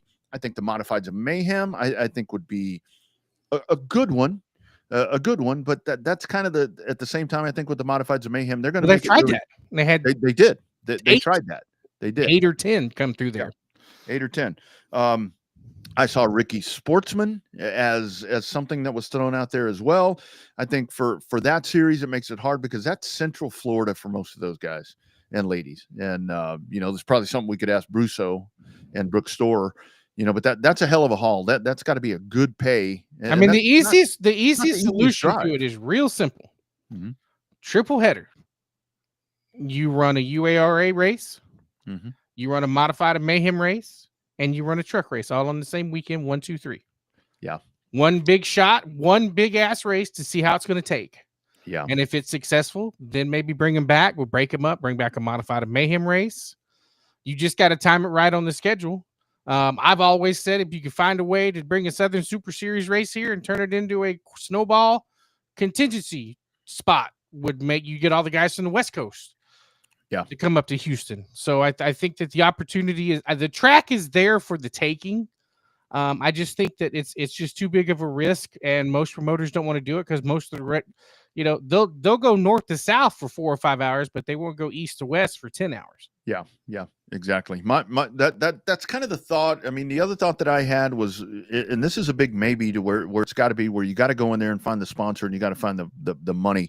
If you could do some sort of like an Alan Turner pre-qualifier type for pro late models with the modifieds in the trucks, and I saw the Crown Vic thing was thrown at me. Well, have a big Crown Vic race, they're not going to come from Florida to race at Houston. I mean, They'll go from Florida to Georgia, but right. They're not going to go from Florida to Texas. Yeah, it just doesn't make any sense. And I mean, look, bottom line, Stone Cold Steve Austin, bottom line, you ain't got enough Crown stocks in Houston. I mean, hell, they're all Owens having to, facilitate the field right there. I mean, with a lot of those, and that's just the way it is. And the thing is with the modifieds, I think it would need to be a bona fide modifieds of mayhem, because you've got what, 7 or 8 modifieds that you have racing out there.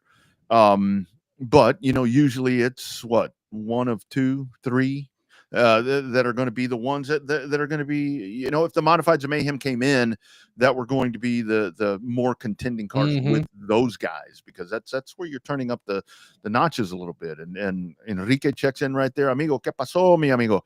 That's where, if you get Max, to bring some of his guys out in something like that. But I do think, I really do think, and it's not a slight at anybody, but I think if you're really going to try to go in full bore right here, that it needs to be a super thing.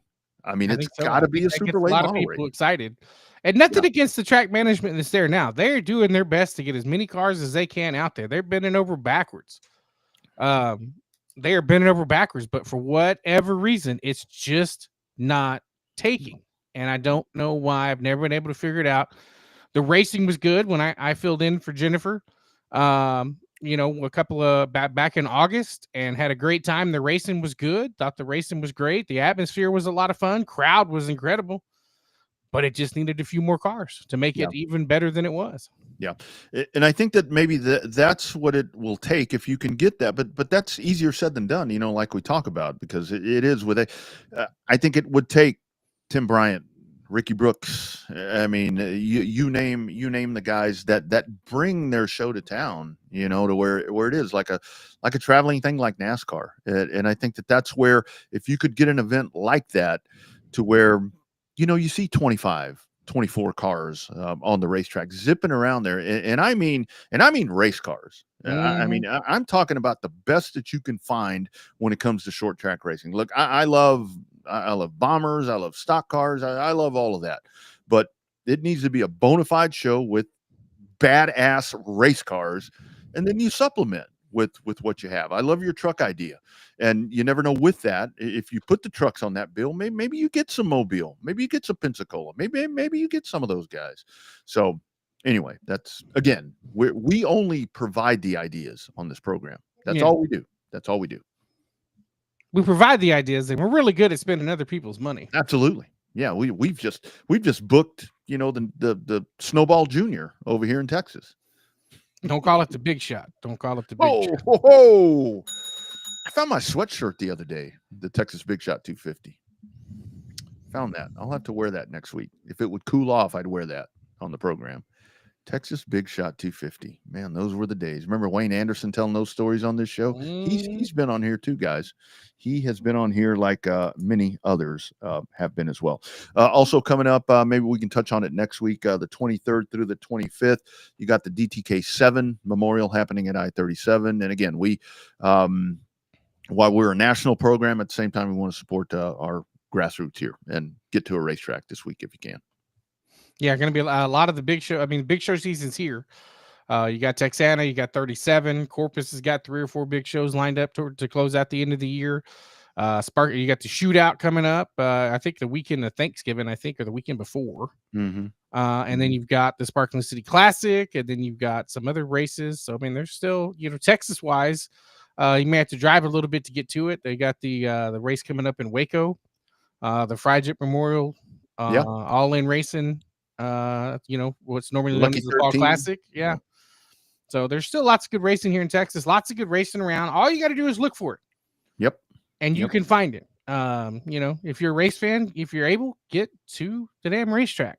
If you can't, watch it on a streamer. But if you're close, go smell that fuel. Go smell that burnt rubber. Go witness the sparks and the smoke and all the good shit that comes with seeing a race live. Nachos. Go get some beer spilled on you. Go smell the peanuts. Peanuts is what I said.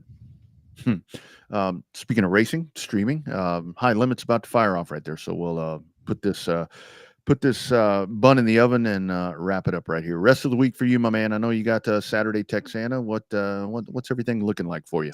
I have to survive a day at the office tomorrow. I took off all day Friday. No. Problem is I got some honeydew lists to do before I leave since I'm gone for a couple of days. I got some honeydew list stuff to do Friday morning and then head on out towards Flag City, USA around noon. May try to pop into the Pinto Bean for lunch on Friday. Cord said there's a different place down there that's even better. Ooh, that's so I'm gonna try to hit up that place. Yeah, he said there's a place right off the square that tastes better in his opinion. Interesting. Might have to get a trip into Edna. All right, you all. Thank you all for being a part of the program. Again, keep checking the social sites. We'll keep you updated on race events. Like Bobby said, he'll be at Texana, so you can catch him on the socials with stuff happening right there. Our friends at Race On, we'll keep you up to date. If you can't get there, they will have the stream of that event there on their platform. Great shirts, by the way, from On Demand Shirts. Another plug. Those Texana shirts look pretty damn clean. Actually, they turned out really good. I might see if you might be able to snag me one of those, and that's kind of one that I'd like to get in the collection because that's a really good looking shirt. So yeah, no, the class shirts turned out real good. Yeah, if you get a chance, go over there and grab me one. I'll pay you back someday. Yeah, we'll figure it out. I got speaking of get you a shirt, I got your the Jared Albertson shirt from Storm and Steve. Yeah, pretty cool in there. That red one. I said I need one of those. So yeah, we'll meet figure up it out somehow. I tell you, the pandemic, we're never together. It's like we talk all day. Well, not all day. I know you have a job, so do I. But we talk a lot and do this program, and hell, we never see each other for crying out loud. Haven't been up there in a hot minute. Not since the Super Bowls last time I saw you in person in the studio. Yeah, the only time I've been to a track this year, I mean, you were, elsewhere. So yeah, we'll have to figure out a time. Maybe we'll have a listener party, a watch party, a live show. We need to have a live show again, like in the old days before the pandemic. Maybe come up with something somewhere. Yep. Absolutely. All right, you guys, be sure and follow up on the socials. Follow them all, the Racing America socials, our socials, Twitter, Facebook, everything. And of course, the home base, RevvedUpSportsShow.com. You'll find all the replays. The audio podcasts will drop tomorrow. You can put that on your Apple CarPlay, on your Google Play, all of that when you're driving along and relive all of the excitement that you heard tonight with Logan Dinsmore and Rachel Plant as she signs off from the photography for the last time this past weekend at Cotton Bowl Speedway. For my man, Bobby Chaffee down south, we are in Central Texas. I am Rodney Rodriguez. We will catch you next week right here with #Real Race Talk. This has been Revved Up Sports Show. See you next week.